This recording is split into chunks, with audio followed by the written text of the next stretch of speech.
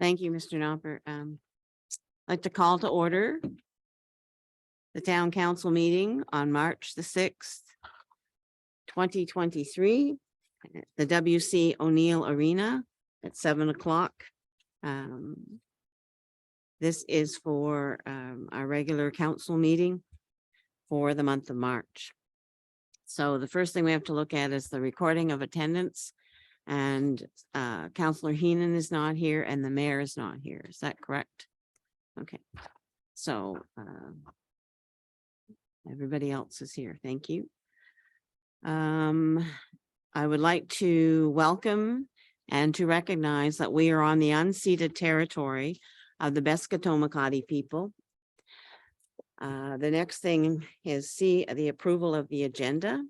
So the recommended motion is that the agenda for the 230306 regular council meeting on Monday, March the 6th, 2023 at 7 p.m.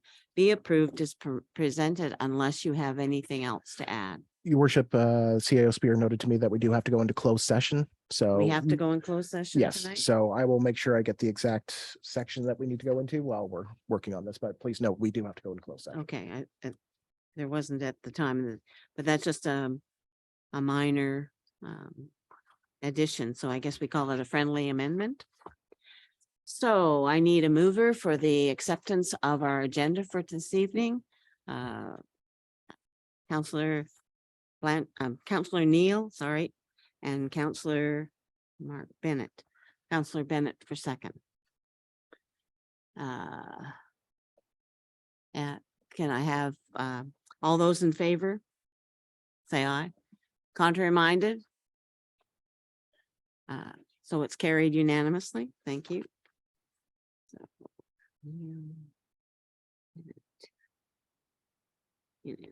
Okay. And so we have we have disclosure of a conflict of interest. Anybody have a conflict of interest with any of the items on this evening's agenda? So there are none. We have one presentation, Alexandra Woodworth, presentation from New Brunswick Power on the development of a small modular reactors at Point Lepreau. So, oh, it's Heather McKnight that's doing it. Thank you very much, Miss Woodward. Heather McKnight. Thank you.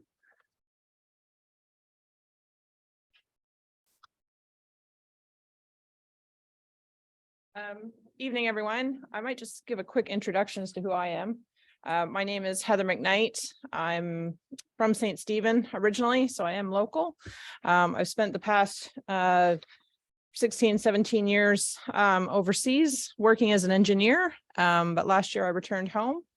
And in March of last year, I joined NB Power on the small modular reactor project. So I've been working on that out of our St. John office. So I'm here tonight just to give you guys a good overview of what the project is and where we're at. So pro operations, usually in a crowd, there's one or two that have been there. So I can find that bit of that look of understanding. But anything I've said, I am an engineer. I do have a tendency to sometimes go a little technical. So if I do, just pull me up.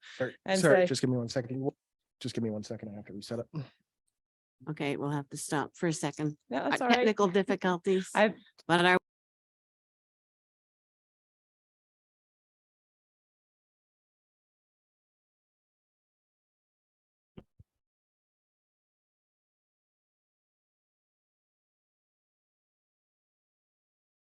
Your Zoom audience stuck with you, Paul.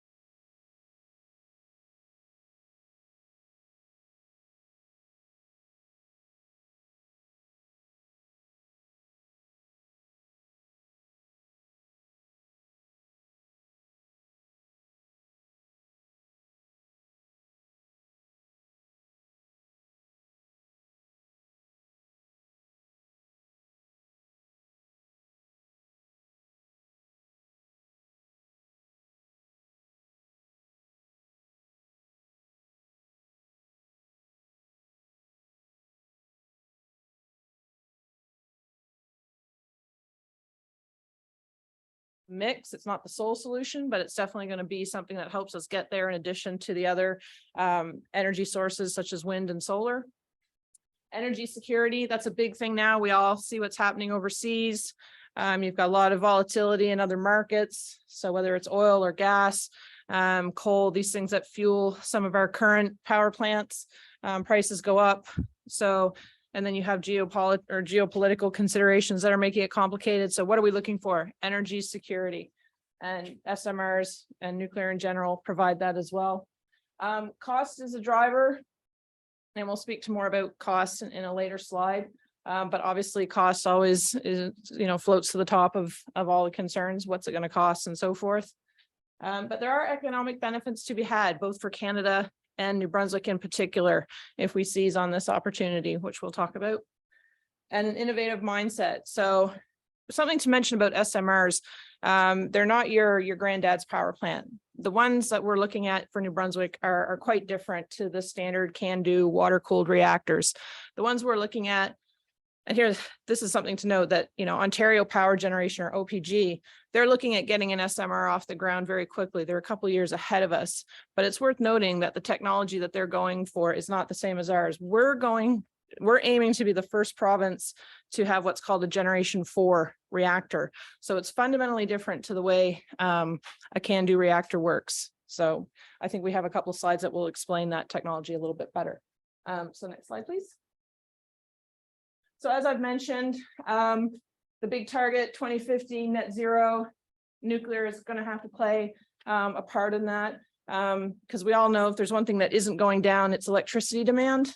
All the forecasts just keep having global electricity demand going up and up. So in order to meet that and curb our emissions, we have to do something other than just have solar and wind.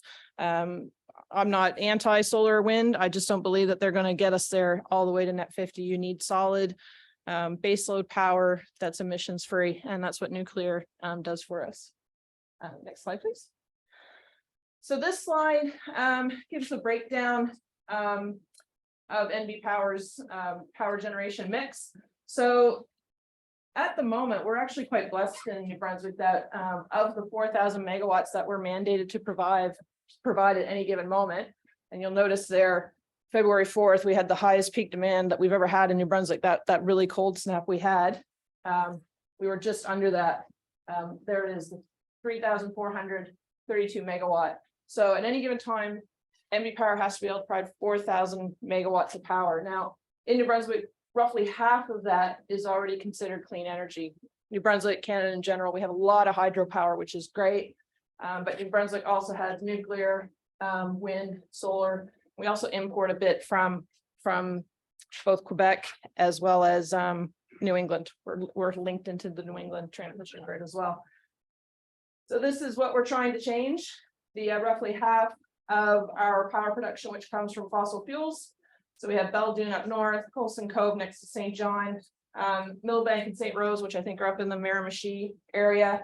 And then we have a small gas-fired generation plant in Bayside.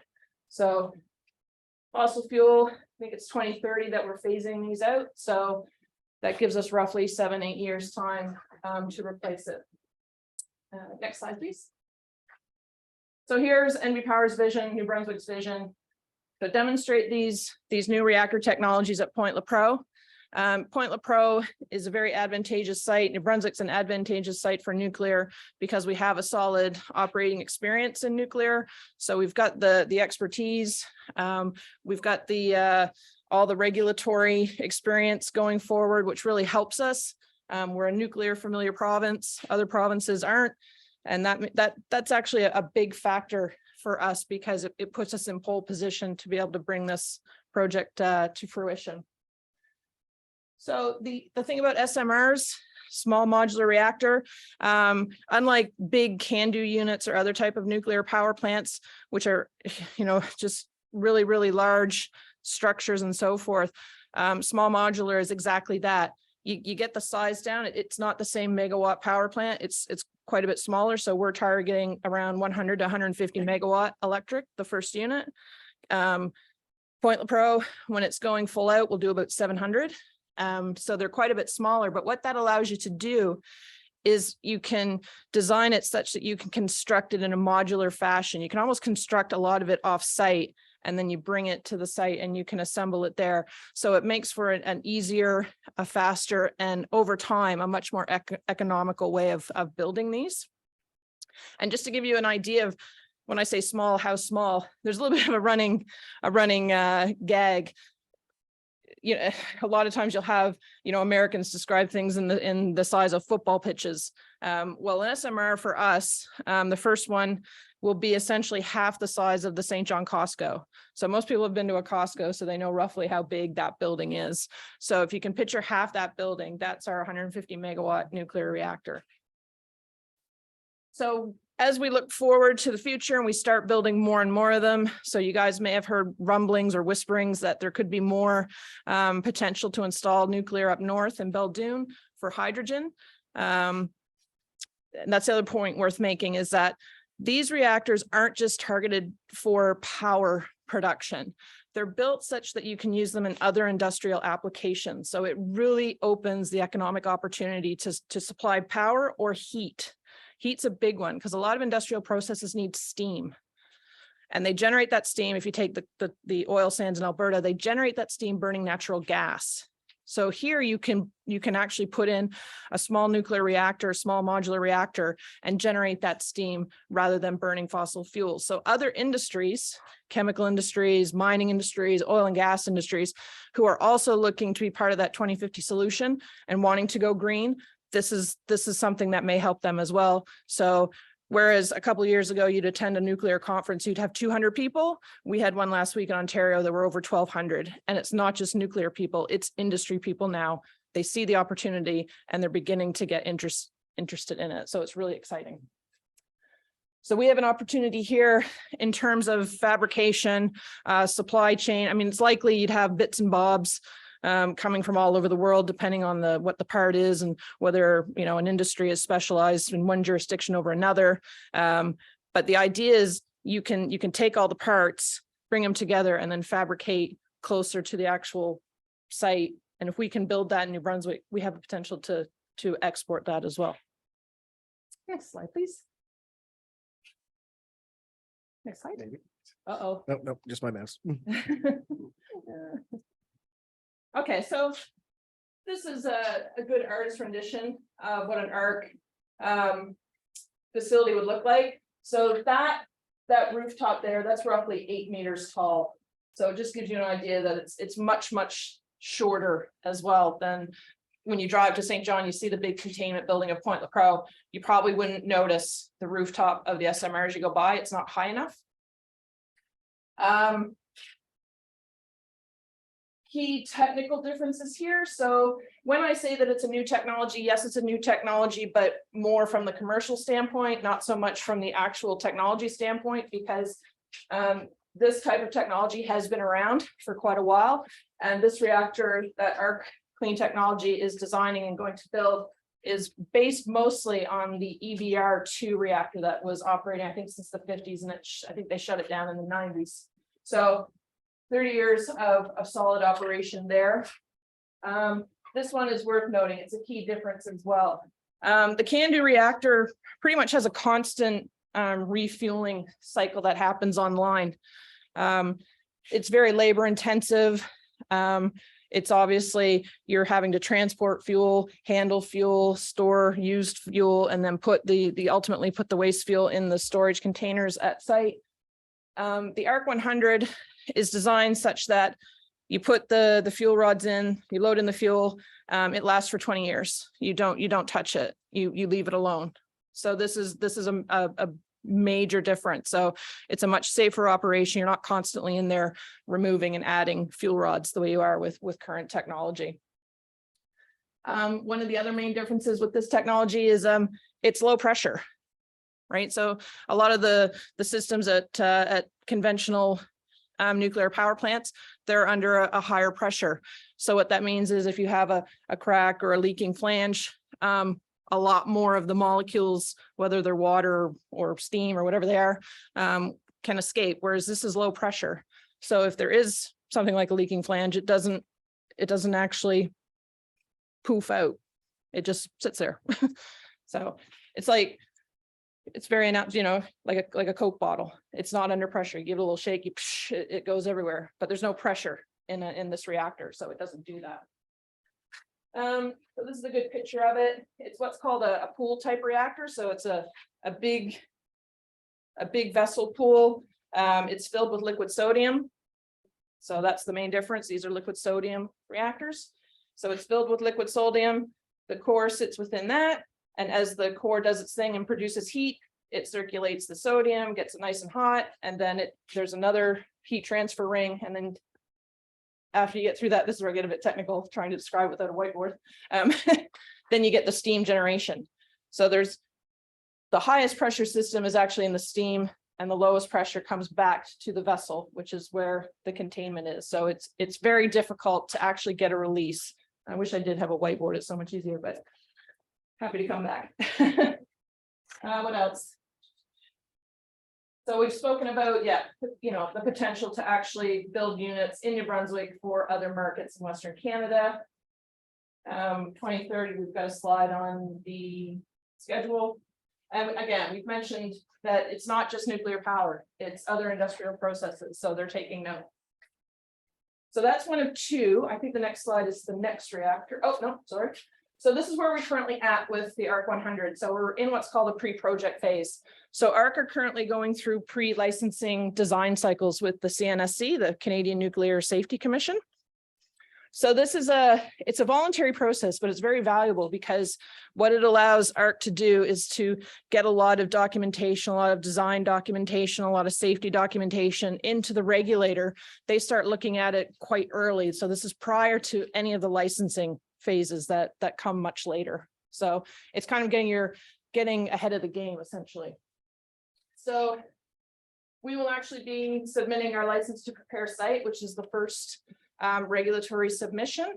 It basically covers clearing the ground, building a laydown area, maybe getting some temporary power, getting some construction huts. It's literally just to prepare the site for construction, which occurs 3 or 4 years down the road as you go through all those licensing cycles.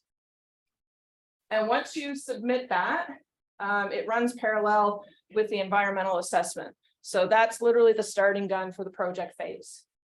Once you cross through this threshold, you've started down the proper project pathway to making it happen.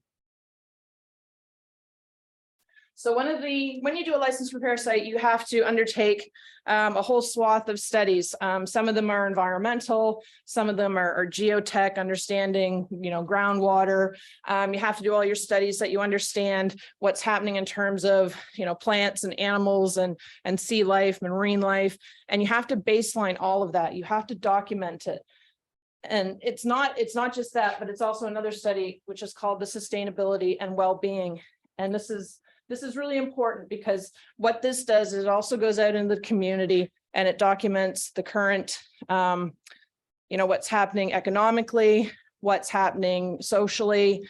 It's an engagement with community and the stakeholders involved, such that when we design our plant and we move down those project phases, we understand the effects that this project is going to have on these community stakeholders. So it's really important that we get this early engagement as well for licensing. So as it says here, evaluate the potential and adverse effects on social, economic, and human health conditions. So I think this is where the current stage we're at. We're just now starting to go out and get the feelers out and wanting, to engage communities and stakeholders, industry that could be affected. Obviously, the Indigenous groups, we need to hear their feedback as well. And so I think we've just started. I think you guys are 3rd or 4th on the list of the communities that we've come out and said, it's time to start talking and communicating about sustainability and well-being for the SMR project. And if you know of anyone that has already expressed that desire to want to have that conversation, just let me or Alex know after the meeting, because that's what we're after. Yeah, I think we're good. Okay, so we've got two reactors on the cards. One is the arc reactor, which is a molten or a liquid sodium reactor. The other one we have that we're looking at is the Moltex reactor. Now, this is a company based primarily out of the United Kingdom. However, this one is slightly different. Instead of using liquid sodium, it uses liquid salt. So it's not quite the same, but not altogether different. It's still considered a Gen 4. It has a lot of the same characteristics as the arc reactor.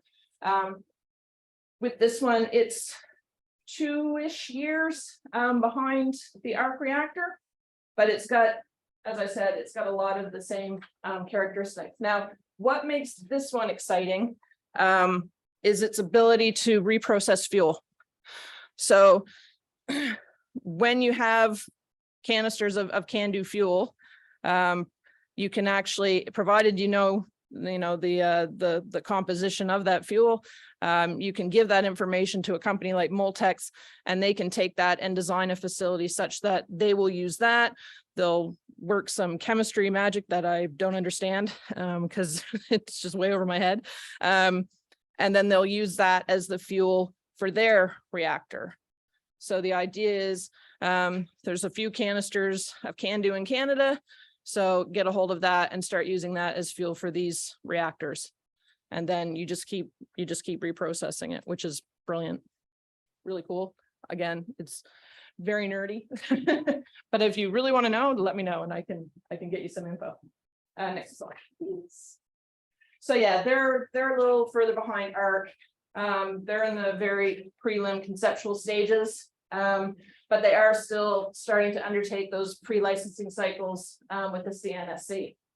So because this one is quite different, it's really a new thing to consider having a nuclear fuel reprocessing facility at Point Lepreau. That one will require the full federal impact assessment process rather than just the provincial one that we're having for the ARC unit. So in terms of timelines, ARC is on the top, Moltex on the bottom. So mid 2023, we pulled the trigger, we're into our project phase. Construction sometime in 2027, and then commercial on grid in 2031. And as you can see on the bottom, Moltex is lagging a couple years, 3 years it appears by the time they're actually on grid and commercial as well. So 8 years and 11 years. Hopefully we'll have 2 reactors up and running. So I think I mentioned supply chain sectors as well. Lots of opportunity for manufacturing and assembly in New Brunswick. The second one, engineering and technology support. Nuclear is going to go through what oil and gas went through about 20 years ago. It's just going to be a massive knowledge sector shortage in the engineering and technology.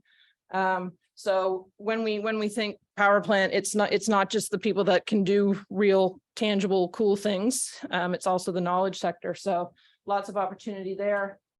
And that extends as well to quality assurance, environmental safety, lots of regulatory work that'll need to get done. I sort of see this slide and I think about everything that's going to be required in terms of people power, and I kind of forget. I think, oh my God, where are we going to find all these people? So lots of opportunity, I think, going forward for New Brunswick and Canada as well. And that's it. Does anyone have any questions? Yes. So are you saying that the Moltex Gen 4 is one that we can use spent uranium rods? Yes, they can. Yeah. Like the old rods? Yes. The pellets. Yep. They basically, first you have to develop, lots of what they call airlocks, and you move through a process. I think it's quite robotic. Obviously you want to, you don't want to be doing it with your hands. But you pull the used fuel bundles out of fuel storage. You basically mix them up. You mix them with other chemicals. You pull out the transuranics, and then you make new fuel, and then you can put that in the SMR. For again, a 20-year, we're good to go. It doesn't, it's the same as the ARC. It doesn't have that constant refueling. No, So as long as it has a CANDU waste fuel source, it can make new fuel for its reactors. So there's an opportunity because there's not just us, there's OPG, Bruce, Pickering. So they'll have waste CANDU fuel as well. So it's an opportunity to reuse that fuel in other reactors. So if say, for example, Moltex doesn't just build in New Brunswick, but say they build either in another province or say an American jurisdiction, they can export that fuel. So, and that's never been done. That is pretty cool. Thank you. Any others? Yeah, thank you. Great presentation, by the way. So you're talking about bringing in spent or not spent, but recycling uranium in the province, but bringing it from other CANDU reactors. Would storage and disposal be done in the province? So storage of like, Once after the 20 years is done, sorry, and then you're done with the rods, would they be stored in New Brunswick? long term, I don't think so. Right. So at the, like, say we didn't have Moltex and we just had CANDU fuel. And so what's it called? The acronym is Nuclear Waste Management Organization, NWMO. There we go. So they're currently progressing the long term, and by long term, it's like permanent waste storage solution for CANDU. Now, when ARC fuel is spent and you can no longer do anything with it, it's not quite the same as CANDU fuel in terms of composition and the way it's actually built. Like the bundles are different size, and so, but they're now saying, well, we can apply the same not technology, but the same methodology, but we have to resize it. We have to, do whatever calcs they need to do to say, okay, it doesn't physically look like this, which is CANDU, long and thin. It might be something different. So how do we fabricate the long-term container? And it's also a metallic fuel. CANDU's an oxide fuel. So there's different material considerations that they have to consider when they design the long-term canister to put in what's called the DGR, the Deep Geological Repository. Yeah, and if you want to know what that will likely look like, Finland is currently building its DGR. So they're well on the way. I didn't know the Finns were, but there you go. You know what I like about that? It's another small jurisdiction, and they're doing something really cool. So, because I think they've only got, 4 or 5 million people. It's not a huge country. That's pretty neat. Councillor. So how many SMRs are we looking at? So for the Point Lepreau site, 4 ARCs and then a Moltex unit. So if you've ever been to Lepreau, it's quite a large site, and it's got vast open space at the moment. So we're actually really fortunate where we can actually line essentially 2 Costcos, because each one's about half the size of a Costco. There's a nice, well, not nice, but an ideal location down the west side of the site, because what happened in the 1980s, that construction site was humongous. It was really, really large. So when you go to the site now, there's quite a swath of no man's land. It's flat, just gravelled over. So we're going to be able to capitalize on that area. So what we're actually going to do is going to be minimal in terms of further site degradation. It's literally, you stand in the middle and it's like, again, a couple of football pitches. It's just wide open space. So we have space for 4. Thanks. Councillor Harlan, you had a question? No, not anymore. Councillor Blanchard. Thank you, and thanks for the presentation. I actually worked at Point Lepreau as a summer student for three summers back when I was in university, so at least I'm familiar with the site. I'm familiar with the site. They didn't let me into the reactor very often, but I'm familiar with the site.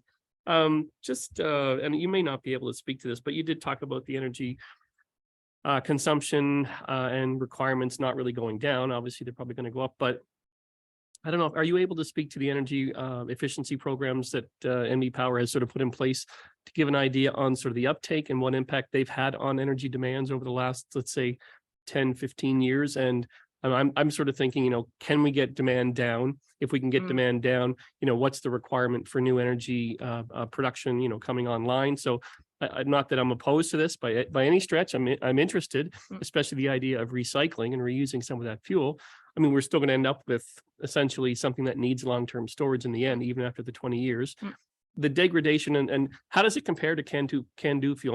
I'm just interested to know, like, the requirements for long-term storage. Are they slightly less now that it's gone through another 20 years of processing, or are we essentially in the same boat where it needs some significant, like you said, geological storage, right? You'll still need geological storage for the long term. Not exactly sure of the dimensions, like just in terms of volume, how much it's going to be. My gut tells me that it's going to be a lot less, simply because you're not, it's not like point where I've seen the fuel base at Point Lepreau, and I had no idea that there was so much. I didn't think it was so refueling intensive until I actually did the tour. Right. So that was a bit of an eye opener.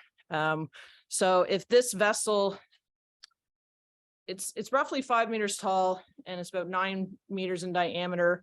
The core itself is only a fraction of that, because even the first core that you take out to put in a new fueling core, that first core actually doesn't leave the vessel. It's actually stored within the vessel for another few years until it's decayed such that you can take it out and then put it in dry storage. Mhm. So you're looking easily at the first 40 years, nothing is stored outside of the vessel. So in terms of sheer quantity, it's a fraction of what CANDU produces.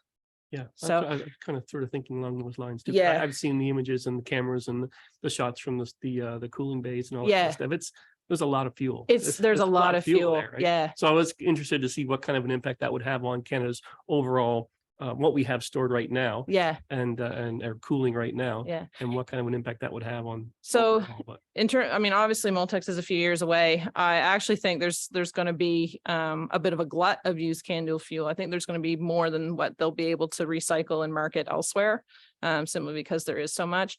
And some of the really old CANDU fuel might be past its use by date, because obviously you still need sufficient fissionable material to make the reaction work. So I'm not a decay expert by any means, but I do know that there's a certain point where you could probably still recycle it, but you're not going to get the same punch, same bang for your buck. And are you able to speak at all to the sort of the efficiency programs, or is that something we could maybe get some information offline on? Because that would be something that I would be interested in. I know we as a council, as a town, have sort of moved towards looking towards energy, finding efficiencies within our community, within our town municipal buildings and structure and infrastructure.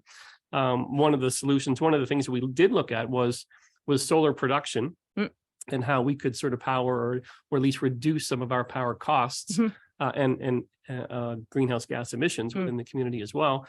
We did find that there are some roadblocks through NB Power in terms of the decentralized production, municipalities producing their own power, things like that. Okay. And again, I know we've raised those concerns up through NB Power. But maybe, like I said, conversations offline. One last thing though, I would sort of say, one thing you did mention about different industries being able to use this technology to produce, like I said, not just power, but heat, steam production.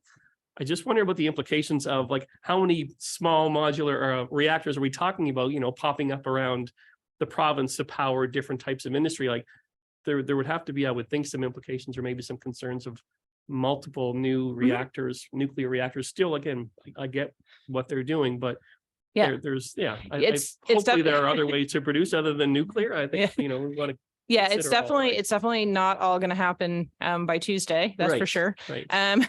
So what I think will happen, because, and I've had discussions with other, so Ontario Power is one, but also the CNSC, CSA, and they're all starting to come together and rethink this, because it's always been about big, huge power plants. And now it's about little power plants that don't present the same risk that a big power plant does.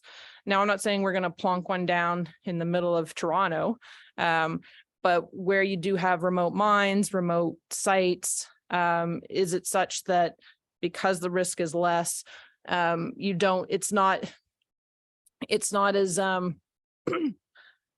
like when things happen, it's not the same as, and the problem too is that everyone envisions what they see on TV. Sure. And that's not what SMRs, they're not capable of doing that.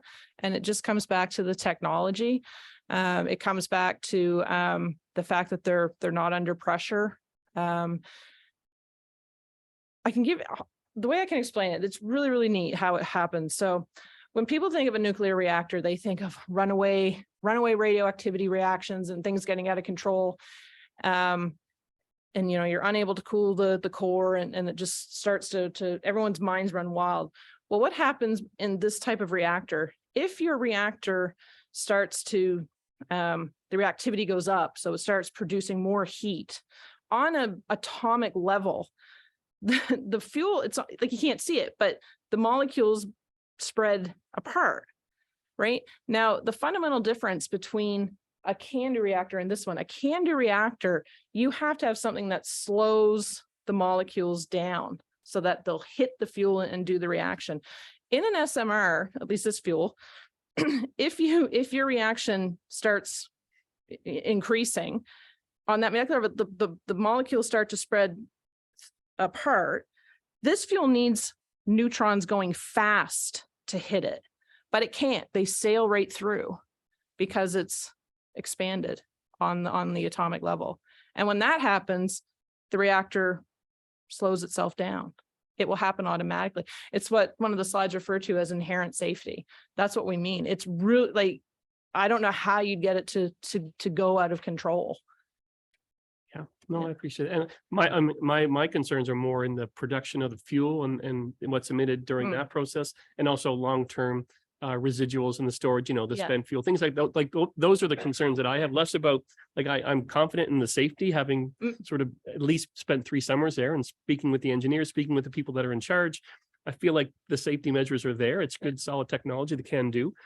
I don't know as much about the SMRs, but to me, it's more about finding energy production that does not emit, for one, and I recognize this doesn't emit, and that's a key thing for me, but also just the long-term costs of it and the other implications. But I do appreciate the presentation. Yeah. Thank you. And when it comes to solar, so the years I spent overseas, I was in Australia, and Australia is a really interesting country in terms of solar, because if you go through any major suburb of any major town or city, the whole place, every roof has rooftop solar. Yeah.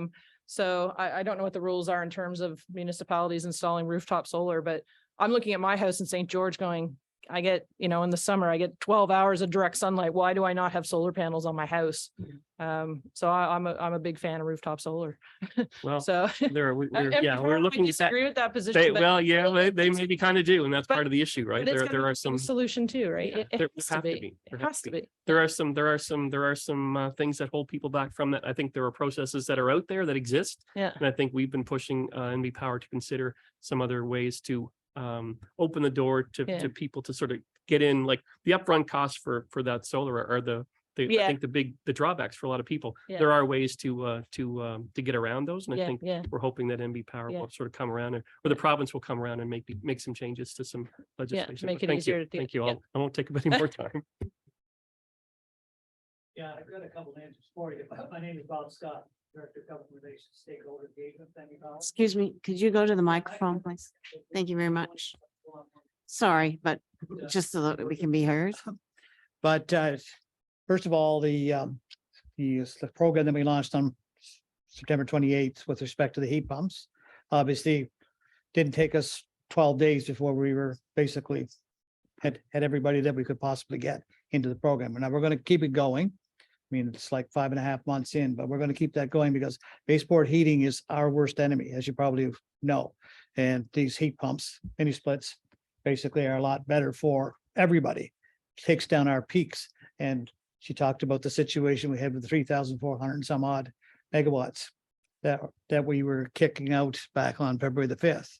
Well, I mean, a lot of that was baseboard heating because people couldn't possibly, the rest of their heating couldn't keep up with it type of thing. So that was a very costly venture for us.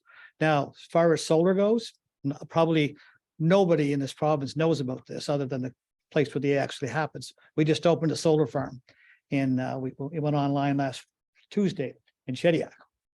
And it's a very large solar farm. It's the only one in Atlantic Canada. And it's intended to produce net zero for 2 buildings in that. 2 buildings in that town, that being the multipurpose center downtown and the federal superannuation building, which is located next door to it. So we are venturing into solar, and we can't survive without solar, obviously. There are some downsides to it as there is with wind. But overall, with NV Power is actually, it's very much a very diverse use of different products to provide heat for us here in New Brunswick. Anyway, it's just to give you like, we're not, this is fabulous. There's no two ways about it. But we are very active in the other fields too. Okay, thank you. Thank you, Mr. Scott. Council, any other questions?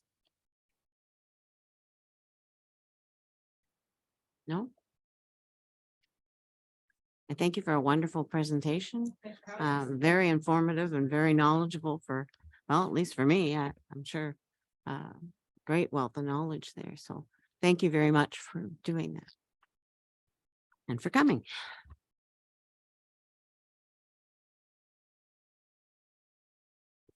So now we move on, right? So the next thing we have, council, is the approval of the minutes of the previous meetings. And as the mayor runs quite through them quickly, so will I. So the first one is the minutes of 23:02:06 regular council meeting on Monday, February the 6th, 2023 at 6:30 PM. The motion is that the minutes for this regular 23:02:06 regular council meeting on Monday, February the 6th, 2023 at 6:30 PM be adopted.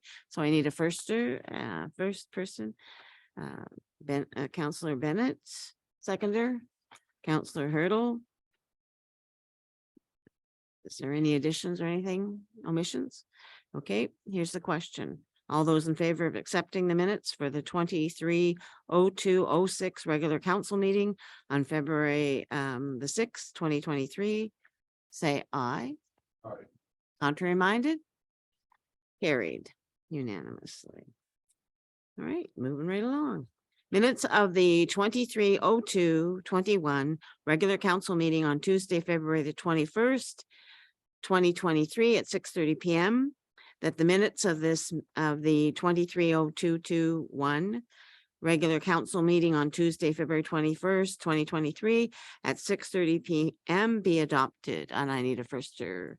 Councillor Harland, seconder, Councillor Bennett. Any errors or omissions? Not seeing any. I'll call for the question. All those in favor? Aye. Contrary minded? Carried unanimously. And the last one. Minutes of the 23:02:27 special council meeting on Monday, February the 27th, 2023 at 6:30 PM. And the motion is this, that the minutes of the 23:02:27 special council meeting on Monday, February the 27th, 2023 at 6:30 PM be adopted. I need a firster, Councillor Harland, second, Councillor Blanchard. I'll think of it in a minute. Any errors or omissions? Seeing none, all those in favor? Aye, and contrary minded? Carried unanimously. So that is our minutes. I don't think there was any communications with there, Mr. Knopper, so no communications. So we're on to staff reports. Councillor, no, sorry, Mr. Spear. Thank you, Worship. Can everybody hear me okay? Okay, thank you. March has certainly roared in like a lion as we had 3 significant snowfalls within a week. The seasons certainly seem to be shifting, but onward we go. On behalf of staff, we appreciate the opportunity to discuss the ongoing affairs of the town. Both council staff and citizens are delighted that our new manager of recreation, Mervyn Henselpacker, who started last week. He's looking forward to reaching out to user groups and the community to create an inventory of existing facilities and programs and to identify community needs. One of the issues before you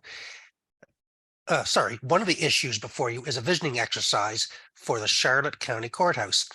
Since the town accepted the facility in 2018, there has only been incremental use. There were initial discussions on potential uses with the council of the day, but no concrete plans have been established. Staff proposes that we hire a consultant who has vast experience in heritage properties to do a community engagement and report back to council on what the community feels is appropriate. Last meeting and again tonight, there is discussion around the pilot project for the hop-on, hop-off bus being proposed by Huntsman Marine Science Center. Although there are no tax dollars going into the project, the proponent has been open to suggestions coming from council staff and the general public. With the facilitator assisted priority setting session coming up in April, local residents should be talking to one of your counselors about any thoughts and opinions. These sessions are primarily focused on larger initiatives that will affect the community for years to come. Under administrative, it appears the cost of construction is higher than anticipated for in-ground services. The first project out of the gate was approximately 12% over the budgeted amount. From our understanding, there have been several projects that have gone over the winter, so contractors are not aggressively seeking work, which is reflective in the price. The second tender will be opened by the reading of this report and give us a better picture of where the total project costs are going. Staff recommends awarding the project on the agenda tonight, and we will provide a further update at the next meeting. We are working with other levels of government to review the refurbishment of the wharf and assist by providing us with additional funding. Engineers are still pricing the repairs to the approach in order to lift the weight restrictions. In a few months, and will get back to us, and that is the funding partners and their decision will be reviewed to us. Staff has started the process of updating the signage to key attraction locations in the downtown area.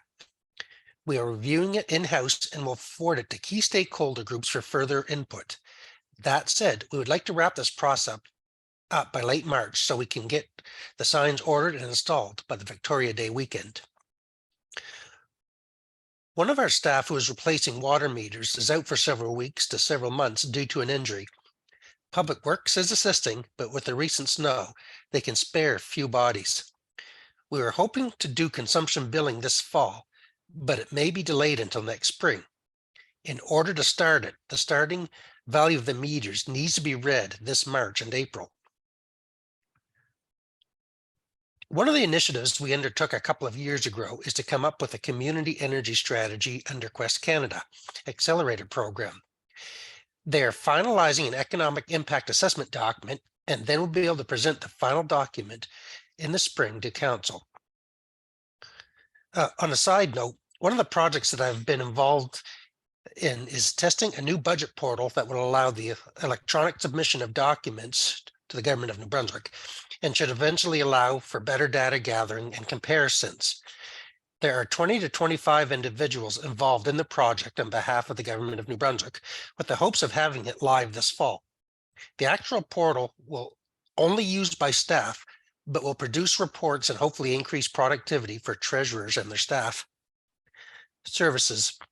As part of our ongoing professional development, 3 members of our staff are taking the Certified Asset Manager training as sponsored by the Federation of Canadian Municipalities. It is quite in-depth, 50 hours of reading and assignments, but should provide valuable tools for the employees participating as well as for the town. In the planner's report, it has been noted an appeal was filed for the decision the PRAC made regarding a lobster holding facility at the end of St. Andrews North Road. The decision was made prior to the local government reform date of January the 1st.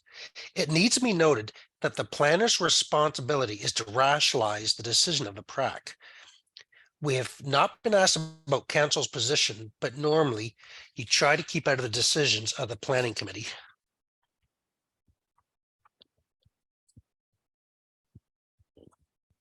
And that's been in my report, I guess. Thank you, Mr. Spear. All right. So that brings us to, oh no, then, so now we need to approve the staff reports, right? So I need a first and seconder, please. First, Counselor Neil, seconder. Counselor Hurdle, I think. All right, so. Is there any further discussion? Counselor Harlan?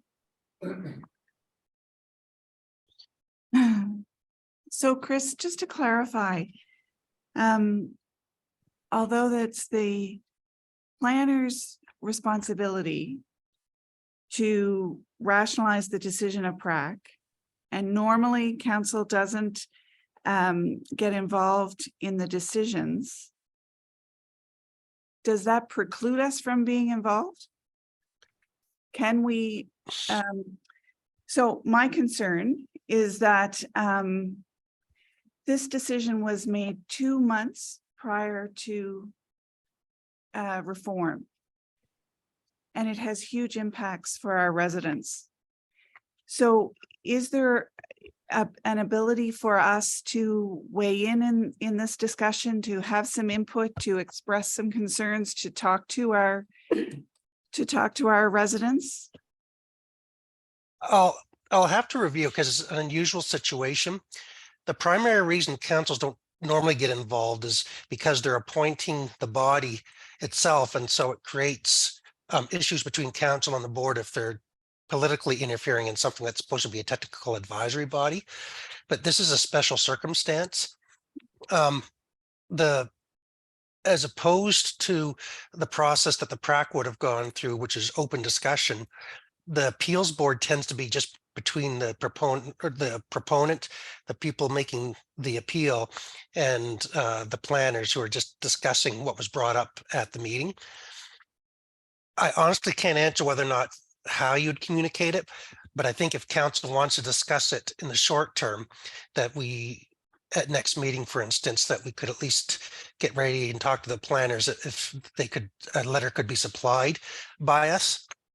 But again, typically, once it goes out of the public domain to the next level, outside interveners aren't usually brought in. But again, this is a very unique circumstance that I'll get some advice from the planners and even the appeals board about what the best course of action is. Thanks, I appreciate that because I think this is a really significant issue that has implications for us as a town. So I appreciate that. Thank you, Mr. Spear, and thank you, Counselor Harlan, for bringing that forth. Anything else, Counselor Bennett? I'd like to add to that, Mr. Spears, that I believe that we certainly should send a letter expressing our disconcern in the fact that the PrAC did not follow their own rules in approving that. And that whether we agree with the building permit approval or not is irrelevant. The fact that the PrAC is supposed to follow a set of rules and they did not follow that set of rules in implementing their approval of that proposal is what we should be most concerned of. Besides the fact that there's many residents that are very upset about the situation and spending a lot of money fighting the process. Thank you, Counselor Bennett. So that being said, can we now vote on the recommended motion, which is that the council of the town of St. Andrews accept the staff reports and the financial reports as presented? All those in favor? Aye. Contrary minded? None. So carried unanimously. All right. Now we are on to the introduction and consideration and passing of bylaws and motions. And I have asked Counselor Harlan to take my place as I've stepped into the mayor's place. Thank you very much, Counselor Harlan, by the way. Finance and Administration. Great. So this is reference number FA 230311. Submitted by Deputy Mayor Akaji. And the subject is Anglophone School District request for annual turnaround awards for students. And the background is as follows. The Anglophone South School District has sent a request for funding to the town of St. Andrews to support the annual turnaround awards for students. The event recognizes middle and high school students from Charlotte County for making significant changes in their lives, either through academics, attendance, or behavior. This is an opportunity to celebrate the success of students. The event will be taking place on Tuesday, May 9th, 2023 at Dominion Hill. There are 2 recipients selected from Sir James Dunn Academy, 1 high school level student and 1 middle school level student that will receive an award. Please see the attached letter for more information. The Anglophone School District is requesting $200 per student from the town of St. Andrews to support the event. This will cover the sponsorship of the student plus 2 guests to attend. The town of St. Andrews has provided funding for this event each year from the Community Assistance Grant Fund. The mayor attends the event to present awards and support the local student award winners. So the motion is that the Council of the Town of St. Andrews supports the Anglophone School District 2023 Turnaround Awards for 2 Sir James Dunn Academy students at a donation of $400 from the Community Assistance Grant Funds. And it's moved by myself. Thank you, Councillor Harland. I need a seconder. Councillor Weir. Any other discussion? And I'll call for the question. All those in favor signify by saying aye. Aye. Contrary minded, it's carried unanimously. Thank you, Councillor Harland, for filling in for me. And now we're on to Public Works, which is Councillor Blanchard, I believe. Thank you, Worship. So reference number PW 230311. Subject is the tender of TSA 2023-01 sidewalk tractor. So the background, as part of the 2023 capital budget, council budgeted $283,000. HST rebate included towards the purchase of a sidewalk tractor with snow removal attachments. The town of St. Andrews issued tender 2023-01 sidewalk tractor on Friday, January 13th, 2023, with a follow-up addendum provided on Friday, February the 17th, 2023, before the closing date for tenders on Friday, February 24th, 2023.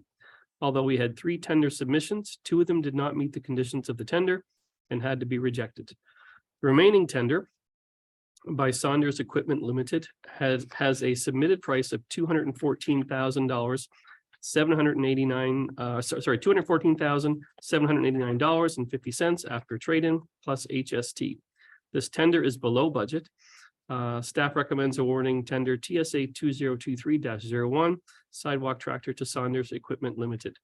And the motion that is before council, that the council of the town of St. Andrews awards tender TSA 2023-01 sidewalk tractor to Saunders Equipment Limited in the net amount of $214,789.50 plus HST, and I so move.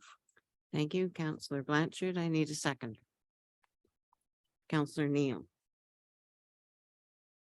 Any further discussion on this? Councillor Gumashal. Thank you, Worship. I had understood that when we were buying a new tractor that we'd have a third one and we might be able to plow some trails. I didn't realize we were trading it in. Thanks for your comment, Councillor Gumashal. Any further discussion? Okay, I'll call for the question. All those in favor, say aye. Contrary minded? Carried unanimously. So that brings us to the next one, Councillor Blanchard. Sure. Thank you, Worship. So reference number PW 230310 is the tender TSA 2023-02 Queen Street Water Main Renewal and Washroom Site Service. So as part of the 2023 capital utility budget, council budgeted $244,000, HST rebate included, for the replacement of water and sewer mains on Queen Street from Harriet Street to Mary Street. Also included in the tender were the services for the proposed washroom at Indian Point Park. The town of St. Andrews issued tender 2023-02 Queen Street Water Main Renewal and Washroom Site Service on Thursday, February the 9th, 2023. We had 4 contractors submit for the tender. The tender closed on Thursday, February 23rd, 2023. Please see the attached bid summary document from CBCL Limited for details on the bids submitted. The lowest bid for the tender came in at $277,000, HST included. But when you remove the HST rebate and add back the engineering fees, the expected cost of the project is $273,000. The lowest bid tender is $29,000 over budget. At this time, staff would recommend awarding this tender. We have 2 more tenders to be released in the next 3 weeks. If the cost of the second tender is over budget, we may recommend delaying the third project for another year. There is also the potential to use more gas tax funds or utility capital reserve funds to cover the overrun. And the motion is that the Council of the Town of St. Andrews awards tender TSA 2023-02 Queen Street Water Main Renewal and Washroom Site Services to MIDI Construction in the amount of $277,914.75, HST included, and I so move. Thank you, Councillor Blanchard. Could I have a seconder, please? Councillor Bennett, just by a hair. Any further discussion? Seeing none, I will call the question. All those in favor, say aye. Aye. Contrary mind, just carried unanimously. Okay, so the next one is public safety, and Councillor Neal, you have nothing. So we'll move on to business, tourism, heritage and culture. That's Councillor Hurdle. Thank you, Your Worship. This is in reference to BTHC 230302. The subject is the Charlotte County Courthouse engagement process. So background is this town of St. Andrews is seeking to identify a long-term vision for the Charlotte County Courthouse.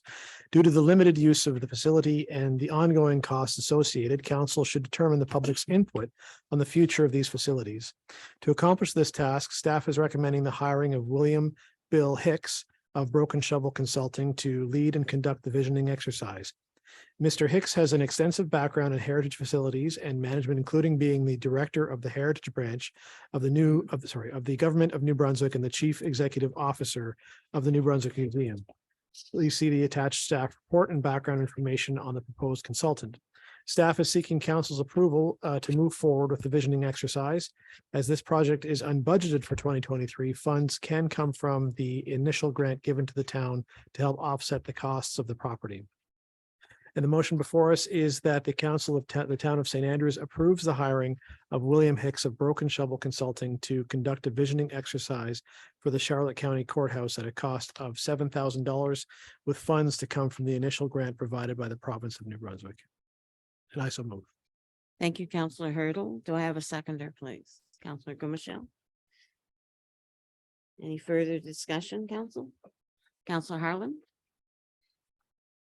Thank you. So I read Mr.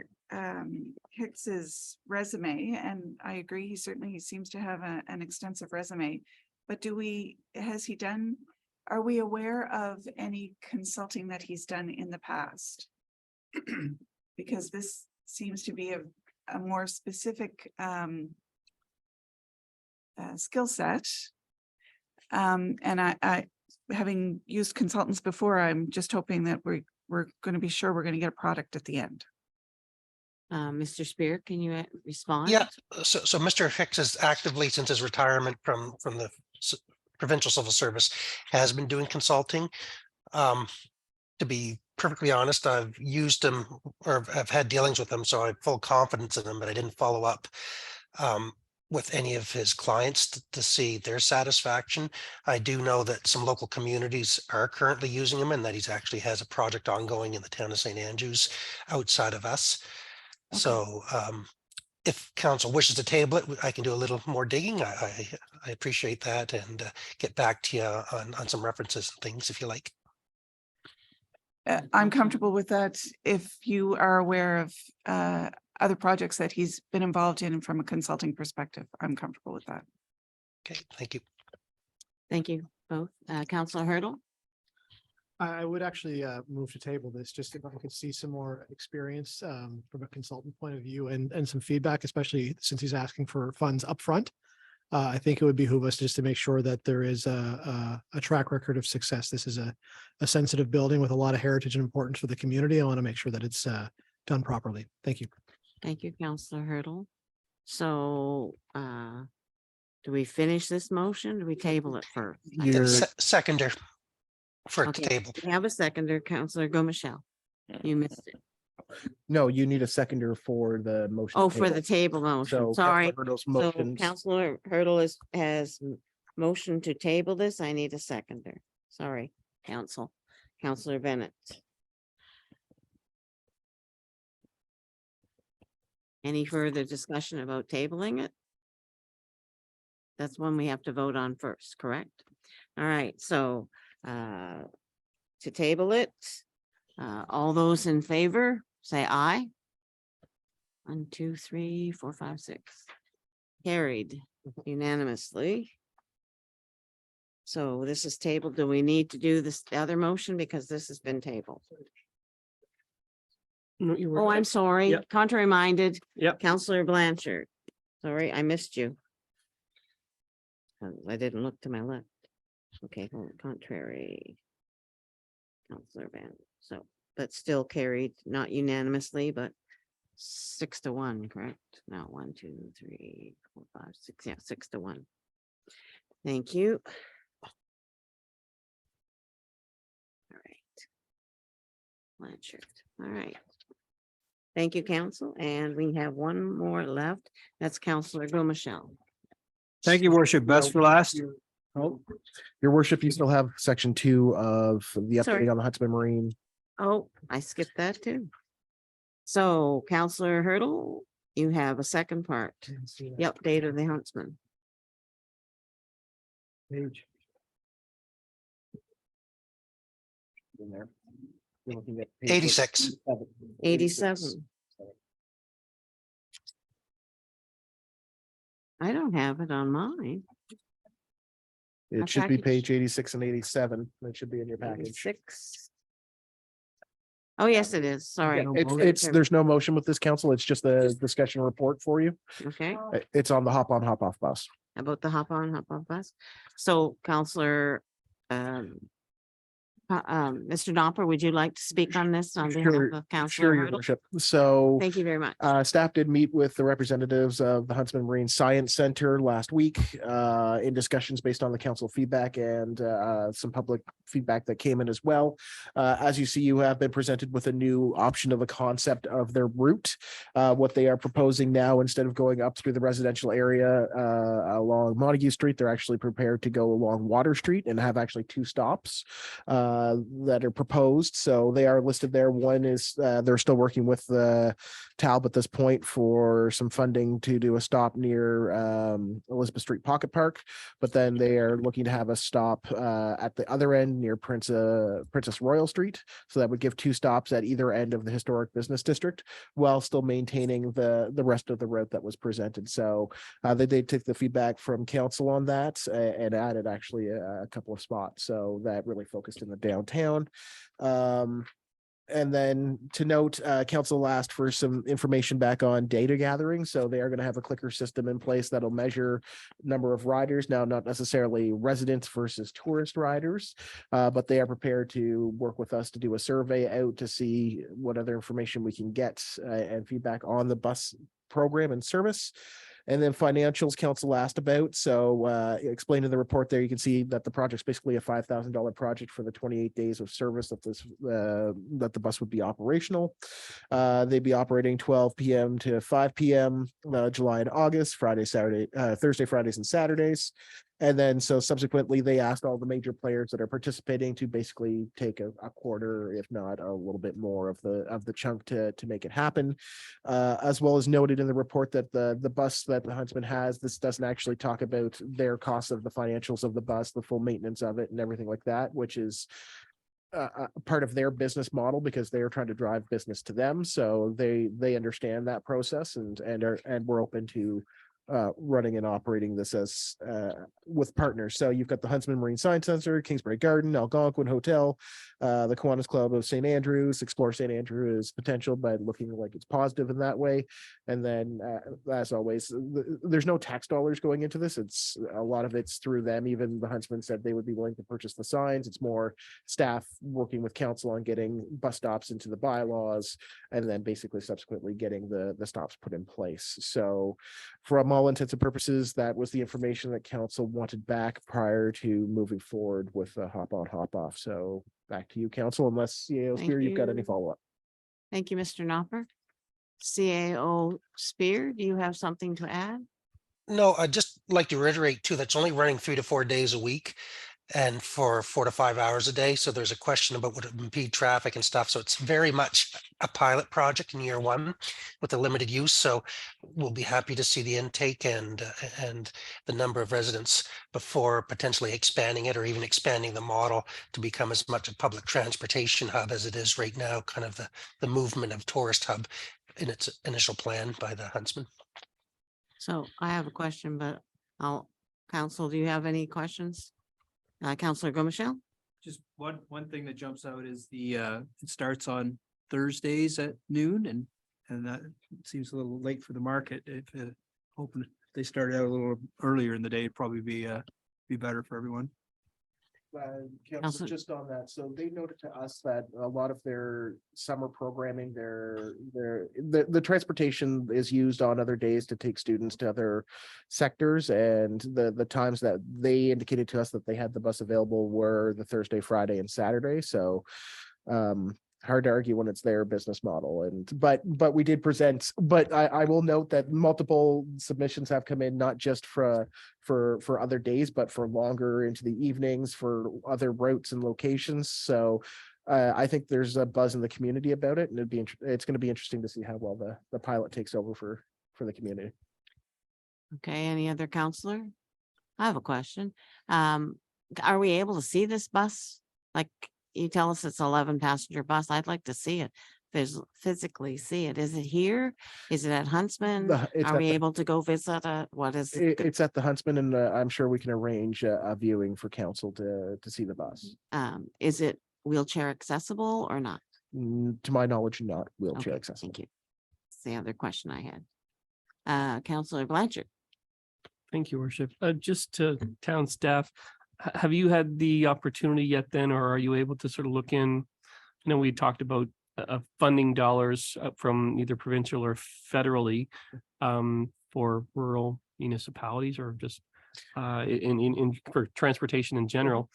Have you been able to sort of, or do you have a sense of what might be available? I just sort of doing the back of the envelope numbers here. I think based on, and I realize this is rough costs and it doesn't take into account, it's their bus. Maintenance costs are not being incorporated into this project. This is just a pilot, but just based on those numbers, and I think if it works out to about $206 roughly a day. And then if we factor that out, I'm just thinking beyond the pilot project, if we were looking at a 12-month of the year service, whether it's on the same type of schedule or reduced schedule for portions of that, probably around $36,000 based on just those numbers. I think that's sort of what I'm calculating out. Again, we're keeping it a 3-day or possibly a 4-day service that we provide, that the town provided throughout the year. I'm just wondering, is there an opportunity to sort of look at, you know, what would be required to get some kind of public transportation in this area to help residents of our community. So I'm going to ask Mr. Knopper or Mr. Spear to respond, Yeah. please. So through you, your worship. So one of the main funds that's out there and available now is the Rural Transit Fund through the federal government. It's got about $15 billion of funding available for rural communities to develop rural transit systems.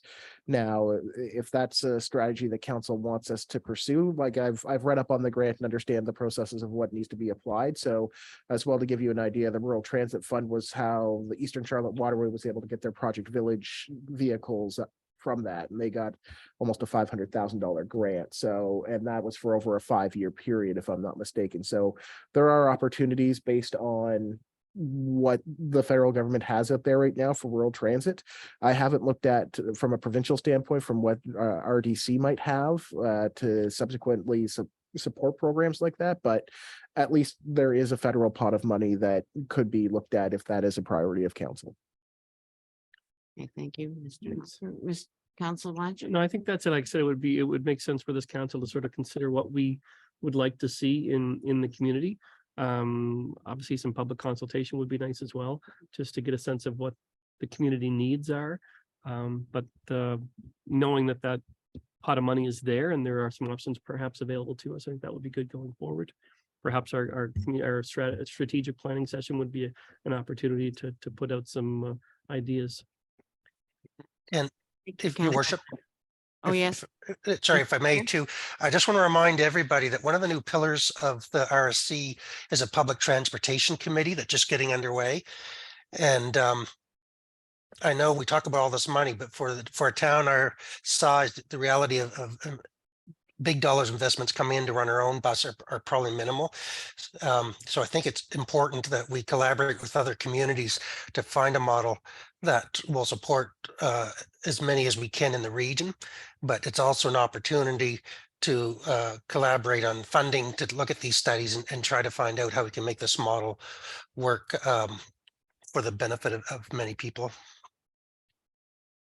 Thank you, Mr. Spear. Council Blanchard, does that answer your question?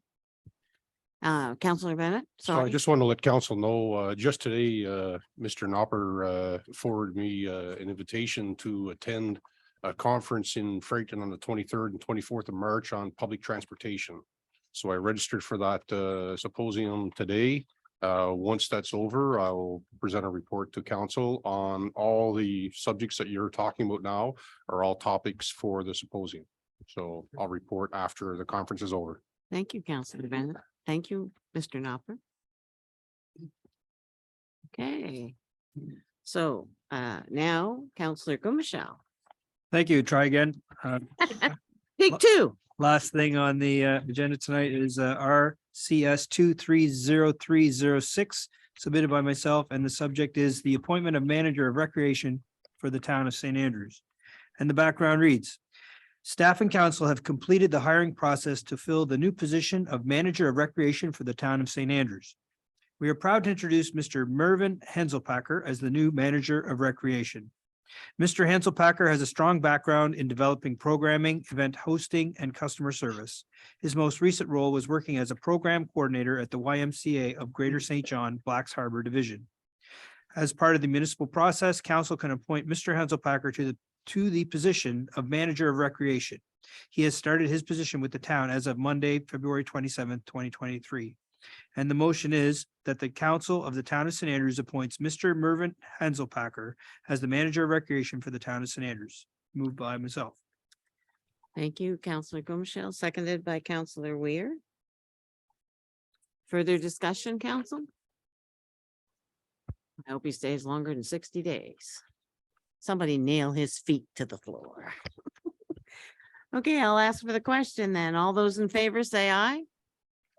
Contrary minded? Carried unanimously.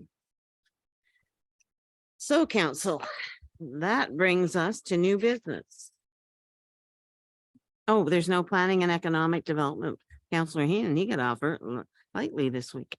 New business, is there any? No new business. Councillor Nopper? Mr. Nopper, sorry. So we're into question period. Any questions from the floor? No? Get warm? Okay.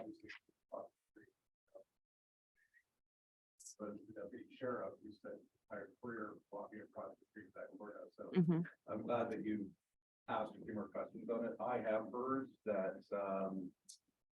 Can you go to the microphone, Sure, please? yeah. Thank you. And then can you introduce yourself? Yes. Thank Thank you, thank you. Hi, James Janot at 228 Montague Street. We own the Chase House, which is the corner of Frederick and Montague, which is across from the courthouse. My only question tonight was, what is the long-term vision of the courthouse? I know that we've hired or thinking of hiring a consultant. The Chase House was built 150 years ago by the deputy sheriff of this town. Walked to every court case across the street at that courthouse. So it's, obviously a significant, our house is a significant structure, as is the courthouse as a National Historic Site. So I like that we're hiring someone to do an assessment on the future. So it is a National Historic Site. It shouldn't just be sitting there vacant.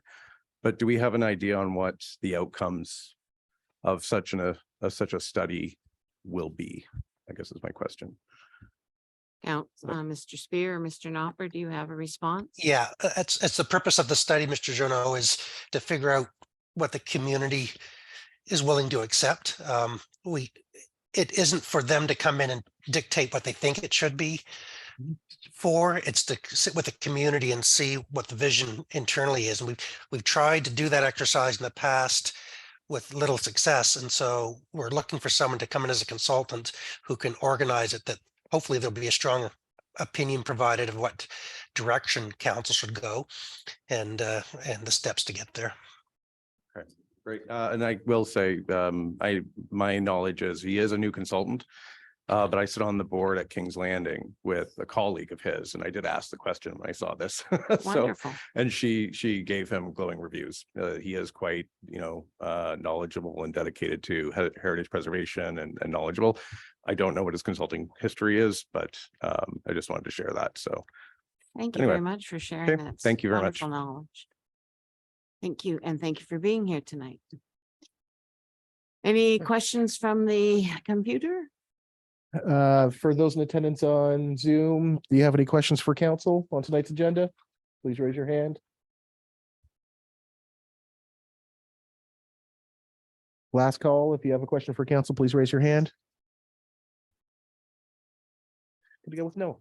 Oh, thank you, Mr. Knopper. Counselor, it is now your opportunity for counselor and deputy mayor's comments. Oh, I like that. Do you have any comments to make tonight? Don't all jump at once.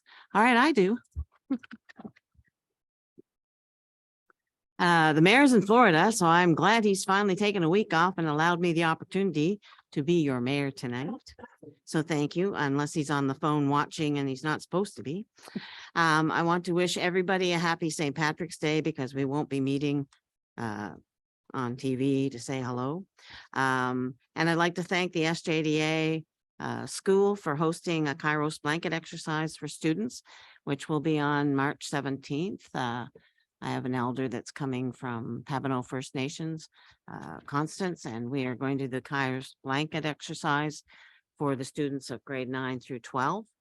And then on Saturday, we will do one for the district of Anglophone School District South, and we tried to host it in November, and unfortunately it didn't happen. So we're going to try again on the 18th of March. So I thank the Sir James Academy for hosting it. And the Anglican Parish is having an extravaganza on March the 17th, raising money for the VMES breakfast program. And I'm sorry, Nancy Carson, that I can't remember everything else because I'm getting old. New dishwasher, the youth ministry, chess group. And I would like to say congratulations to Vicky and Patrick for getting married on Saturday. It was a quick, fast marriage, and they are now married. So congratulations to you. And the last thing I want, is that they're having Lenten breakfast at the Anglican Parish Hall. And this Sunday, it is French toast and sausage. And that's thank you to Ada and Carl Wood, who do the cooking and preparation and all of that, but to the Anglican Church as well, because their workers work, and to Linda Walsh, who helps organize, and everybody else who participates. So thank you very much. They are trying to raise money for the new dishwasher, which is fantastic. So those are my comments, and I thank you all for listening through them. Anybody else now? Oh, Councillor Weir. Just one quick question. You mentioned an elder from the Pabonneau First Yes. Nation. Constance Sewell. Constance. She's the daughter of Gilbert Sewell Yeah, I know. and a good friend. Thank you. So the mayor's comments, that was me. And we have to go into close. Oh, sorry, Councillor Bennett, I'm so sorry. No, it's I'd like to ask a question, I guess, to staff. I understand over the past few days, there have been calls with concerns to bylaw enforcement in the outlying areas in the former LSDs. And I understand that those people have been directed to contact the RSC with their complaints, and it's not being dealt with by townspeople. I guess if for the next up to year plus, in an absence of bylaws in the former LSDs, if town are going to direct people to contact the RSCs with their complaints, we should at least track those complaints and get a sit rep on how they're being handled, and if they're being handled. As I'm not aware right now that the RSC actually has a capability to even enforce any of the former bylaws that did exist in the former LSDs. So staff, if you could enlighten me on that, or the citizens of Shamcook and Bayside, I think we'd all certainly appreciate some insight on that issue. Mr. Spear or Mr. Yeah, Hacker? it's complicated, Councillor Bennett. I'll have to do a little bit, but the truth is the bylaw enforcement team in town can enforce all the bylaws within St. Andrews. The provincial laws that were in place in the old LSDs were handled by various departments. And so it depends on the nature of the complaint and about who you go to see. And the RSC might have answers, but they don't actually have active bylaw enforcement outside of land planning and building inspection and things. So I know that I've been getting some calls. So I'm going to sit down and talk to the local LSD manager and start calling around to some departments and see exactly who's responsible for what, because it's quite muddy to say the least. And even with this local government reform change, some of the departments themselves are trying to figure out who's responsible for what. So we will follow up and have a staff report by the next council meeting about exactly what is enforceable out there. But as we've said, the old bylaws of the town currently only go to the old limits of the town, so the Clark Farm Road. And beyond that, it's different departments that are responsible for different portions of it.